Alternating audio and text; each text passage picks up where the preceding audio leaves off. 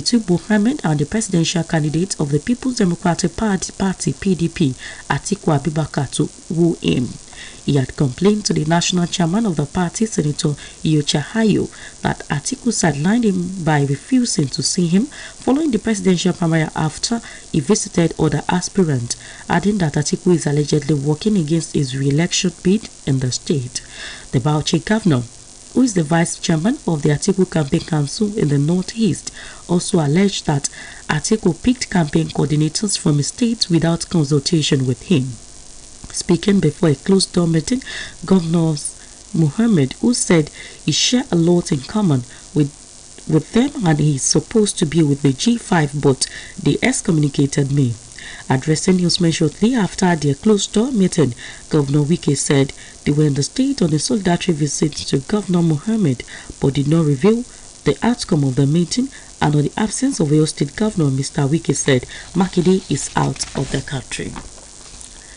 At least 74 persons have been reportedly hospitalized when suspected thugs attacked the convoy of the PDP presidential candidate Atiku Abubakar in Maiduguri. Reports indicate that 100 vehicles were vandalized by the hoodlums who attacked the convoy after Atiku left the Shehu of Borno Alhaji Abubakar Gabai Economist Palace to Ramat Square to address his supporters in the state. The PDP spokesperson Tino Melai accused the ruling All Progressive Congress APC of sponsoring the incident, but Borno APC chairman Honorable Ali Bukar Dalori denied the allegation. This is the news at dawn, coming to you from Osun State Broadcasting Corporation, Voice of the West Nigeria. Now, our mid-news message.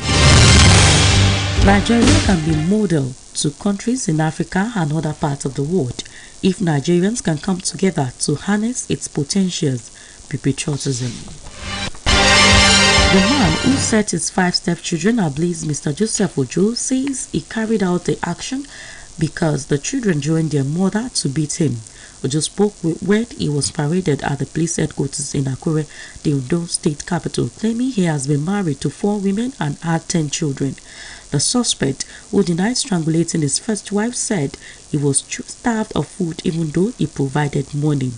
Ondo's command spokesman, SP Fumilayo Odolami, said Ojo told police interrogators that he gave his wife 600 naira, but he was not given any food the night he carried out the act. SP Odolami noted that Ojo kept his twins in another room before carrying out the act, adding that 3 of the children have died. She said the suspect will soon be charged to court. 200-level students of Michael Opara University of Agriculture, Humudike, in Ikwano local government area have been found dead in their room. Their friends and roommates identified deceased as Decency and Victor. Victor was said to have vomited blood, while Decency was said to have had white substance in his nose. Fueling speculation they may be victims of food poisoning. The duo reportedly sent a motorcyclist to buy food for them, and they were found dead the following morning after they ate the food. When contacted, the PRO of the University Adama Odefa confirmed the incident, but Abia Place spokesman Geoffrey Ogbonna has yet to issue any official statement. Results are being declared in the U.S. midterm elections with control of Congress hanging in the balance, and Republicans are likely to take control of the House of Representatives, but the Senate fight is on a knife edge. Democrat John Fetema, who suffered a stroke in May, defeated his Republican opponent Mehmet Oz to flip a key Senate seat in Pennsylvania.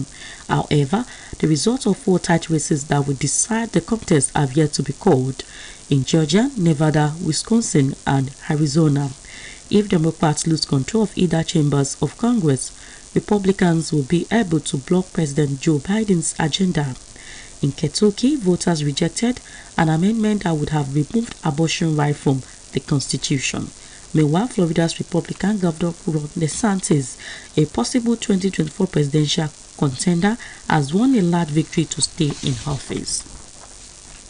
To end the news, are done here again at the major points. Group Managing Director of the NNPC Limited, Mele Kyari, has alleged that he has been receiving death threats from unknown persons as a result of his several ongoing reforms in the oil and gas sector, leading to the discovery of several sources of crude oil theft. At least 74 persons have been reportedly hospitalized when suspected thugs attacked the convoy of the PDP presidential candidate Atiku Abubakar in Maiduguri. 200-level students of Michael Okpara University of Agriculture, Umidike, have been found dead in their room. Results are being declared in the U.S. midterm elections with control of Congress hanging in the balance, and Republicans are likely to take control of the House of Representatives, but the Senate fight is on a knife edge. That was the news edited by Latif Agbola and delivered by Tolulope Ajanaku. As the general elections draw nearer in the country, today's news talk encourages youth to see themselves as the future of the country, hence should guide against circumstances capable of tarnishing their image before, during and after the polls. It is written by Abiodun Babadia of our sports department. The Nigerian president, Muhammadu Buhari, had at the time accused a section of the youth in the country of relying on the country's wealth as they are banking on the notion that their fatherland is an oil-rich nation. While the statement by the president, which seems to be derogatory and strong aspersion on the youth, generated heat controversy among Nigerians, the convergence of diverse opinion is that a number of Nigerian youths are really not creative and resourceful but choose to be vagrant. This army of vagrant youths are the scavenger hunts that focus on the election period to be hired by politicians for different illicit assignments. Some of these youths are trained and others who are artisans who have abandoned their respective enterprises to join the clapping and dancing crowd of political trains during the election just for peanuts and unsustainable wages. Another factor to youth idleness is money politics idiosyncrasy, which obliterated the creativity and prodigy of Nigerian youths. The youths are no more productively aggressive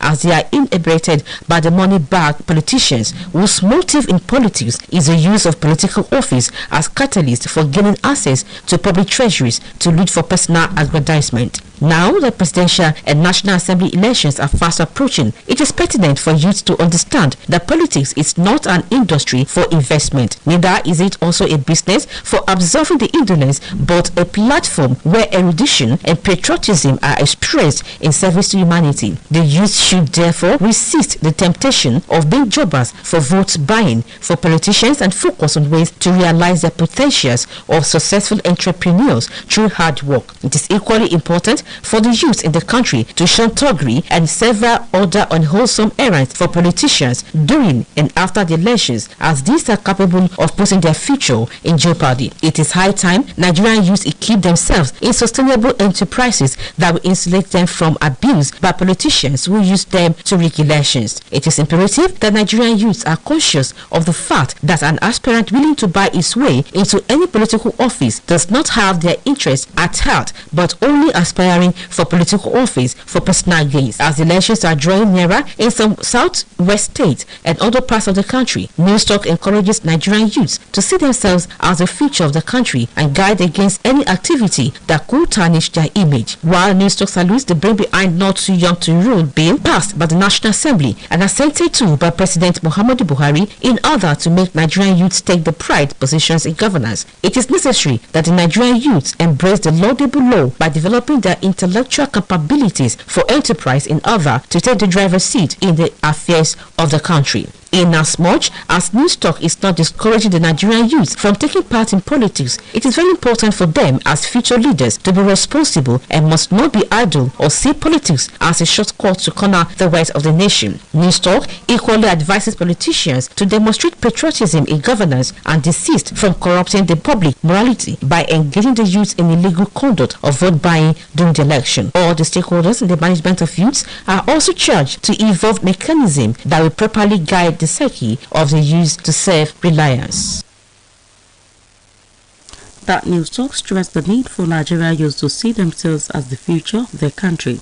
Hence, they should refrain from acts capable of tarnishing their image before, during and after the 2023 general elections in the country. It was written by Abiodun Babadia of our sport department and read by Oluwatoyin Ojemi. For more about us, visit www.osbcng.org. Thanks for listening to the news at dawn. Good morning.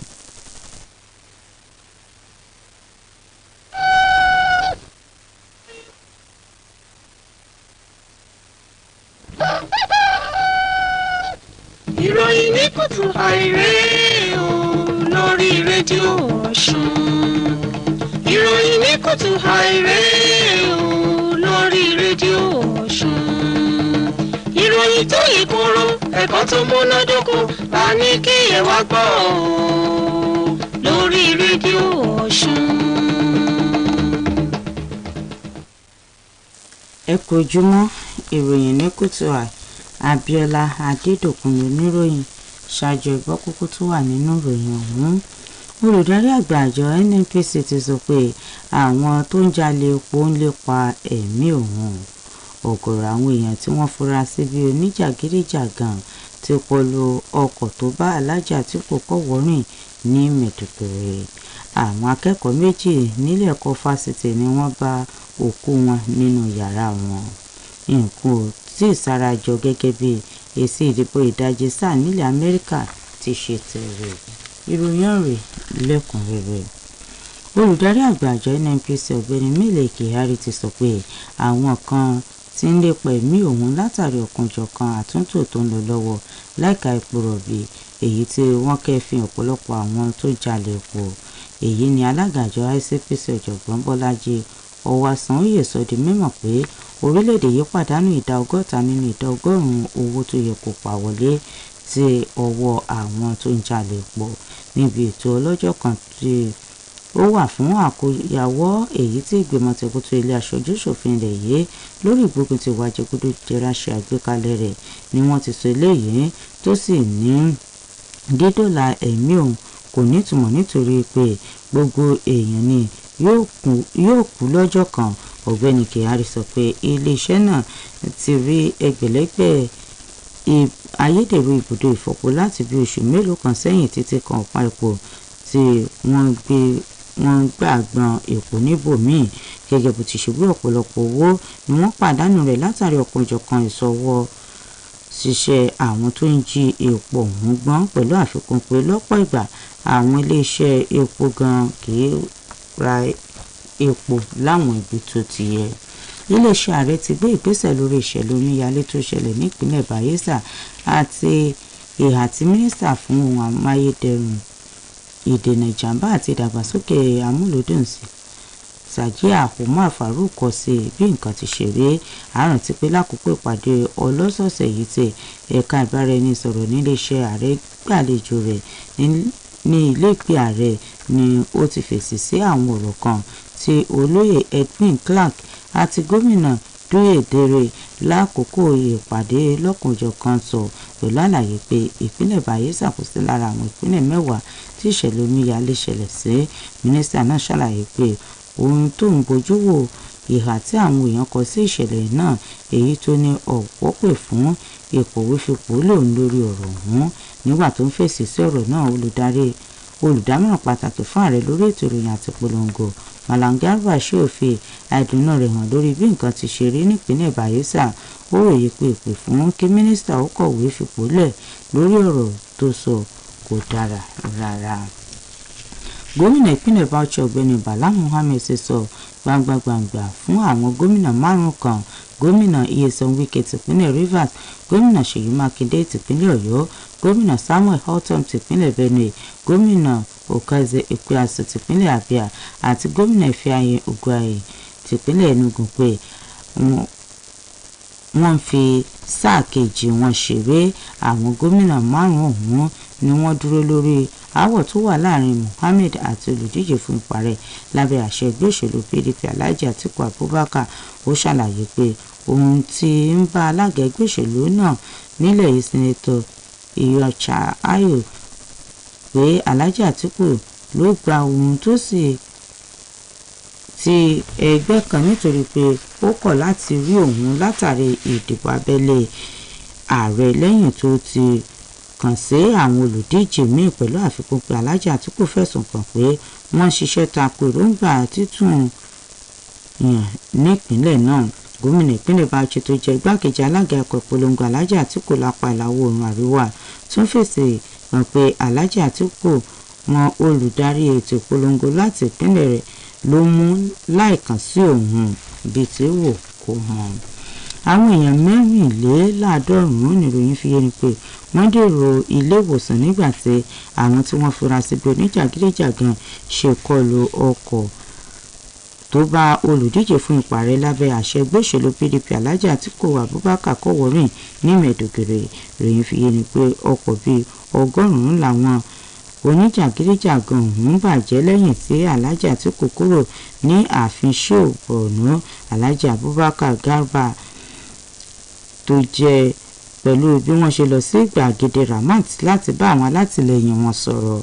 agbẹnusọ fún ẹgbẹ́ òṣèlú PDP Sẹ́nitọ̀ Dino Melaye ló fẹ̀sùn kan ẹgbẹ́ òṣèlú APC tó ń ṣèjọba pé òun ló ṣe onígbọ̀wọ́ ìjàmbá náà, ṣùgbọ́n tí alága ẹgbẹ́ òṣèlú APC ní ìpínlẹ̀ Borno Honorable Ali Daloro sọ pé irọ́ tó jìnnà sóòótọ́ ni ẹ̀sùn tí wọ́n fi kàn náà.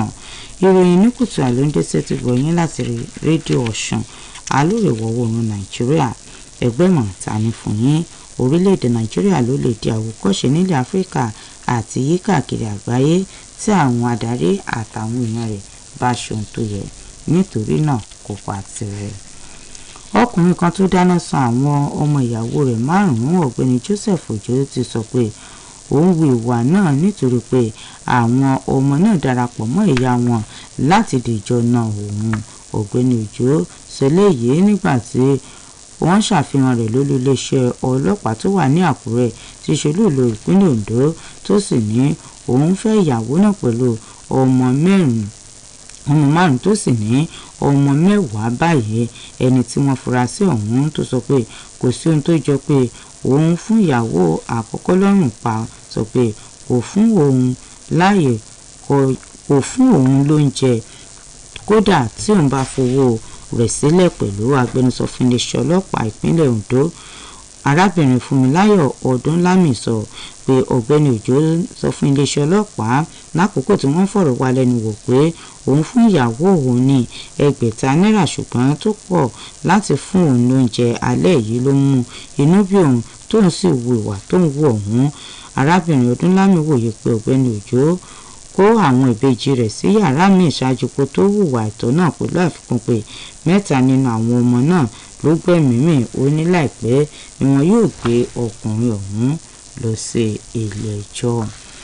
àwọn akẹ́kọ̀ọ́ méjì tí wọ́n wà ní ìpele kejì nílé ẹ̀kọ́ Michael Okpara University of Agriculture ní ìjọba ìbílẹ̀ Okwa ni wọ́n bá lókù nínú yàrá wọn. àwọn ọ̀rẹ́ wọn àti alájọgbé wọn ni wọ́n pe orúkọ àwọn olóògbé ọ̀hún ní Dense àti Victor ni wọ́n ló pọ̀ ẹ̀jẹ̀ nígbà tí Dense ní tiẹ̀ sì ń pọ̀ nǹkan funfun jáde láti mọ́ rẹ̀ téyìí sì mú kí wọ́n rò pé oúnjẹ onímájèlé làwọn èèyàn náà jẹ. àwọn méjèèjì nìròyìn fi yé ni pé wọ́n rán alálùpùpù kan pé kó lọ bá wọn ra oúnjẹ tó sì jẹ́ pé òkú wọn ni wọ́n bá láàárọ̀ ọjọ́ kejì lẹ́yìn tí wọ́n jẹ oúnjẹ náà tán.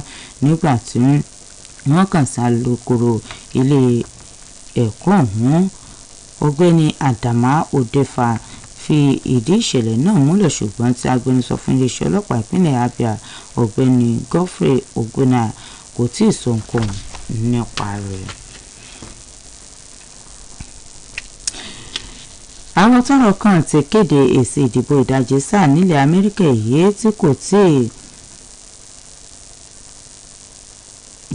èyí tí ó sì ń ṣèdíwọ́ fún àwọn ọmọ ẹgbẹ́ òṣèlú Republican báyìí pé ó ṣeéṣe kí wọ́n gba ìṣàkóso ilé aṣojú-ṣòfin ilẹ̀ ọ̀hún mọ́ wọn lọ́wọ́.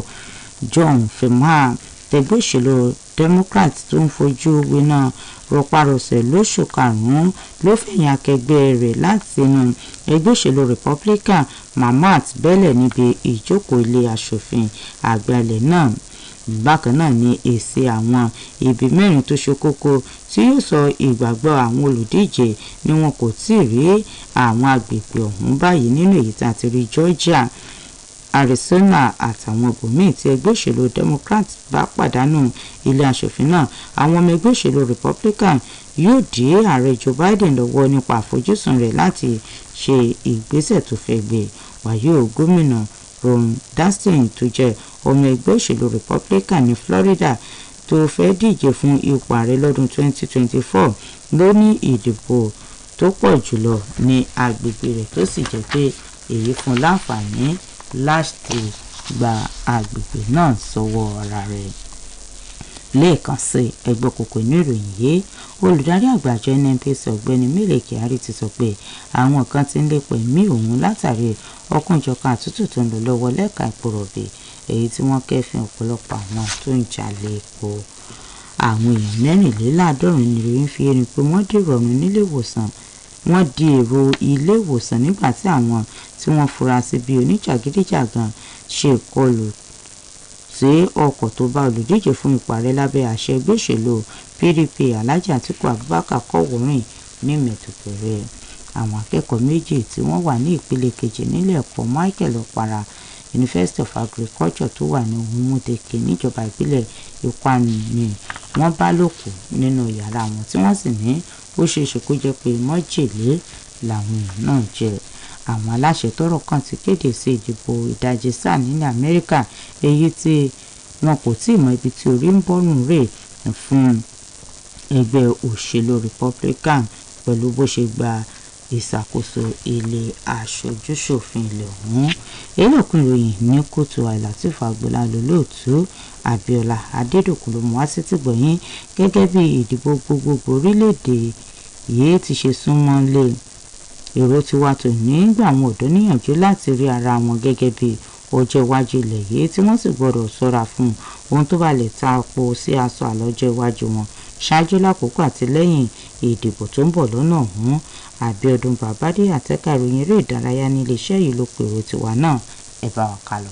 Báyìí ni ààrẹ Muhammadu Buhari fẹ̀sùn kan àwọn ọ̀dọ́ orílẹ̀-èdè yìí pé wọn ò ránṣọ wọn níbi tó ti ya gẹ́gẹ́ bí ọ̀pọ̀ nínú wọn ti bójúlógún ilẹ̀ baba wọn tó ń sàn fún wàrà àti oyin epo rọ̀bì. bó ti jẹ́ pé ọ̀rọ̀ tí ààrẹ sọ yìí kò dára tó lójú ọ̀pọ̀ àwọn ọ̀dọ́ ilẹ̀ yìí èyí tó fà á tí ọ̀pọ̀lọpọ̀ awuyewuye fi wáyé nígbà náà ṣùgbọ́n tó jẹ́ wípé ọ̀pọ̀ àwọn ọ̀dọ́ kan wà nílẹ̀ yìí tó jẹ́ aláìníkanṣe tó ti sọ ara wọn di oníṣẹ́ pàtó tó ń fẹsẹ̀ roko ìgboro èyí tó mú kí ọ̀pọ̀lọpọ̀ àwọn ọ̀dọ́ yìí sọ ara wọn di irinṣẹ́ olóṣèlú tí gbogbo èròǹgbà wọn lórí ipò tí wọ́n ń dùn kò ju ìmọ̀tara wọn nìkan lọ. èyí tí ó mú kí wọ́n máa rán àwọn ọ̀dọ́ wọ̀nyí níṣẹ́ máṣà ìdé tòrutòru tí ọ̀pọ̀ àwọn ọ̀dọ́ wọ̀nyí sì ti sọra wọn di ìsáǹsá àti alárìnkiri tí àwọn míì sì ti pa iṣẹ́ tí wọ́n fàárọ̀ ọjọ́ kọ́tì bíi ejò àìjẹ pẹ̀lú bí ọ̀kẹ́ ẹ̀mọye wọ́n ti máa ń fi ọjà wọn sílẹ̀ gbégbá ìpolongo òṣèlú tẹ̀lé olóṣèlú tí ó fún wọn lówó ìdákọ̀mu èyí tí ò nítumọ̀ láyé wọn. bákan náà ni akitiyan àwọn olóṣèlú agbówórin ti sọ àwọn ọ̀dọ́ kan nílẹ̀ yìí di afàjò èyí tí ó mú wọn ní àfojúsùn ọjọ́ iwájú rere táwọn olóṣèlú ọ̀hún kò sì ní èròǹgbà míì ju gbogbo ọ̀nà tí wọn yóò lò láti láǹfààní sí orísun ọ̀rọ̀ orílẹ̀-èdè yìí fún ìmọ̀tara wọn nìkan lọ. ní báyìí tí ìdìbò àpapọ̀ orílẹ̀-èdè yìí ọdún tó ń bọ̀ ń kànlẹ̀kùn ó yẹ kí tìkéré àwọn ọ̀dọ́ orílẹ̀-èdè yìí mọ̀ dájú pé òṣèlú kì í ṣe ilé-iṣẹ́ tàbí okòwò bẹ́ẹ̀ ni kì í ṣe ojúpò kátàkárà tàbí ibi ìsinmi fáwọn tí ò rí kan ṣe kan ṣùgbọ́n tó jẹ́ ọ̀nà tí ẹni yòówù sojúṣe rẹ̀ sin ìran ọmọnìyàn. lákòókò yìí àwọn ọ̀dọ́ gbọ́dọ̀ láfojúsùn ọjọ́ ọ̀la rere kí wọ́n sì yàgò gédégédé kí wọ́n má fààyè sílẹ̀ fẹ́nikẹ́ni láti lò wọ́n bí irinṣẹ́ tí wọ́n yóò lò fún kátàkárà ìbò tẹ́ ìfẹ́ ara wọn lọ́rùn tó sì tún ṣe kókó ṣe pàtàkì kí àwọn ọ̀dọ́ má jẹ́ kí ẹnikẹ́ni lò wọ́n fún jàǹdùkú òṣèlú àtàwọn ìwà kọ̀lọ̀rọ̀sí míì tí ò yẹ ọmọlúàbí tó lè sọ ayé wọn sínú ìpayín keke kídìbò tó wáyé lẹ́yìn ìdìbò àpapọ̀ ilẹ̀ yìí ọdún tó ń bọ̀. ní báyìí ó ti tàkókò kí àwọn ọ̀dọ́ ìwòyí pèpàdé àrò àti ọ̀dọ̀fin inú wọn ro ara wọn lágbára ní ọ̀nà tí ò ní fààyè sílẹ̀ fún àwọn olóṣèlú agbówórìn tí ò nífẹ̀ẹ́ wọn lọ́kàn láti lò wọ́n fún ìdìbò yíyí tàbí ìpàǹlẹ̀ òṣèlú tó lè ba ọjọ́ ọ̀la wọn jẹ́. bẹ́ẹ̀ ló yẹ kí àwọn ọ̀dọ́ mọ̀ dájú pé olóṣèlú tó ń jìjàgùdù Buwọ́lù bó tilẹ̀ rí arí láti dé ipò àṣẹ ni ò ní òmíì lọ́kàn ju ọ̀nà tí ó fi dé ipò tí ó ń pòǹgbẹ fún ìfẹ́ tara ẹ̀ nìkan lọ. Lákòókò yìí tí ìdìbò àpapọ̀ orílẹ̀-èdè Nàìjíríà ọdún tó ń bọ̀ ń kànlẹ̀kùn ní ìhà ìwọ̀ oòrùn gúúsù orílẹ̀-èdè yìí àtàwọn ìpínlẹ̀ yòókù, èrò tí wàá rọ àwọn ọ̀dọ́ ilẹ̀ yìí láti rí ara wọn bíi adarí àti ògo ilẹ̀ yìí tí ó sì yẹ kí wọ́n jẹ́ kí ẹnikẹ́ni tàbùkù ògo àbáwáyé wọn. Bákan náà ni èrò tí wàá tún ṣe sàmọ́sángùrù sí àbádòfin kò kéré jù láti ṣe adarí èyí tí ilé aṣòfin ilẹ̀ yìí àti ààrẹ buwọ́lù tó fààyè sílẹ̀ fáwọn ọ̀dọ́ ilẹ̀ Nàìjíríà láti ṣòṣèlú darí ọkọ̀ orílẹ̀-èdè yìí lọ sébùté ìgbéga. Níwọ̀n ìgbà tí èrò tiwa kò yọwọ́ kílàńkó àwọn ọ̀dọ́ ilẹ̀ yìí láwo láti má ṣòṣèlú, ṣùgbọ́n àwọn ọ̀dọ́ gbọ́dọ̀ mọ̀ dájú pé gẹ́gẹ́ bí adarí ilẹ̀ yìí lẹ́yìn wá ọ̀la wọ́n gbọ́dọ̀ rí dájú pé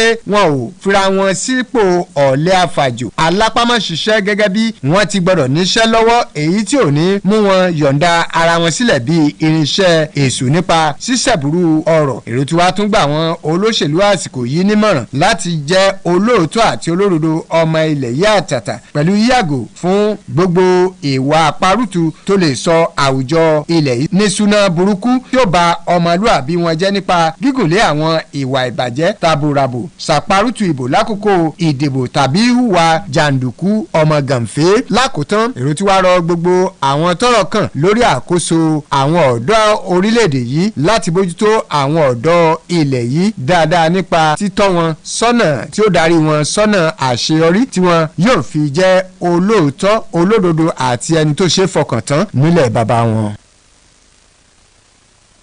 Irú tiwa tẹ́ gbọ́ tán ló sọ bó ṣe ṣe pàtàkì fún àwọn ọ̀dọ́ láti rí ara wọn gẹ́gẹ́ bí ọjọ́ iwájú orílẹ̀-èdè yìí tí ó sì ṣe pàtàkì láti yàgò fún ohun tó bá lè tapo sí aṣọ àlà ọjọ́ iwájú wọn ṣáájú lákòókò àti lẹ́yìn ìdìbò gbogbogbò ọdún tó ń bọ̀. Àbíọ́dún Bàbádé àtẹkẹrẹ ìdárayá níléeṣẹ́ yìí ló kọ èrò tiwa náà. Adébáyọ̀ Oyèníyì ló tó ti ká lédè Yorùbá. Láti mọ̀ lẹ́kùnrẹ́rẹ́ nípa ìròyìn àtàwọn ètò tó ń lọ níléeṣẹ́ yìí ẹ kàn sórí ìtàkùn www.osbcny.org.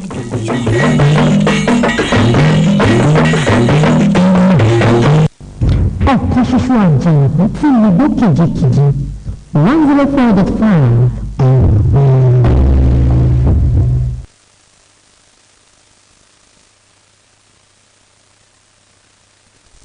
láti rédíò Ọ̀ṣun 104.5 FM Òṣogbo nígbà tí aago mẹ́fà bọ́ ti lọ World of Victory ti Victory Life Ministry International ilé ṣàtúnṣe onígbòwẹ̀lẹ́ ọmọ àgbọ̀.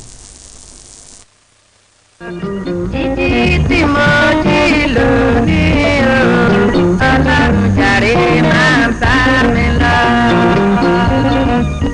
Kábíyèsí ọlọ́run ayérayé, kábíyèsí wa agbẹ́yìnga ní òwúrọ̀ yìí, ẹ̀yin ọba tó tó képè, ọba tó tó yìn, ọba tó tó wólẹ̀ fún ayìnyín lógo. A dúpẹ́ pé ọ̀rọ̀ ààbò wa ó jẹ yín lógún ní òwúrọ̀ yìí. Nípa ọ̀rọ̀ yín ẹ ṣe ààbò fún ẹ̀mí wa, ọkàn wa àti ara wa tí wọ́n ní wa pẹ̀lú ní orúkọ ńlá Jésù Kristi. Ọ̀nà tí o lè gbà láti rí pé ààbò dájú lórí rẹ̀ ó ní Olúwa fi ń yẹ ọ́, nítorí pé ọ̀rọ̀ ààbò rẹ ó jẹ Olúwa lógún lọ́pọ̀lọpọ̀. Ààbò fún ọkàn rẹ ni, ẹ̀mí rẹ ni, ara rẹ ni, ohun ìní rẹ ni, ọmọ ni, aya ni, ọkọ ni, tàbí ilé ni, ibùgbé ni, tàbí ìrìn àjò rẹ ni, ó jẹ Ọlọ́run lógún. Ó sì jẹ ohun tí Ọlọ́run fẹ́ kí o ní àǹfààní láti máa gba ààbò rẹ̀ mọ́ àti nínú ìrìn àjò rẹ̀ gbogbo àti nínú ọ̀nà rẹ̀ gbogbo, yálà nínú ilé ni, lójú ọ̀nà tàbí lẹ́nu iṣẹ́. Ọlọ́run fẹ́ kí ààbò dájú lórí rẹ̀. Ohun kan tí o sì lè lò fún ààbò rẹ̀ tó ṣe pàtó ní òwúrọ̀ yìí tí o lè lò lówùúrọ̀ yìí gan, òun ni òróró tí a yà sí mímọ́. Kì í ṣe òróró yẹn ni o, bí kò ṣe agbára ẹ̀mí mímọ́ tó dúró fún. Ẹ̀mí mímọ́ ni ó máa ń ṣe ààbò fún ẹ̀dá. Ó jẹ́ ohun tí Ọlọ́run fẹ́ kí o máa wà lábẹ́ agbára rẹ̀ ní ìgbà gbogbo, kí ewu kan tó má bàa wá sí ọ̀dọ̀ rẹ̀. Nínú ìwé Psalm 105 márùnléní-ọgọ́rùn ẹsẹ̀ 14 sí 15 verse 14 and 15. Òun kò jẹ́ kí ẹnikẹ́ni kí ó ṣe wọ́n ní ìwọ̀sí. Nítòótọ́ ó bá àwọn ọba wí nítorí wọn pé ẹ má ṣe fi ọwọ́ kan ẹni òróró mi kí ẹ má sì ṣe àwọn wòlíì mi ní ibi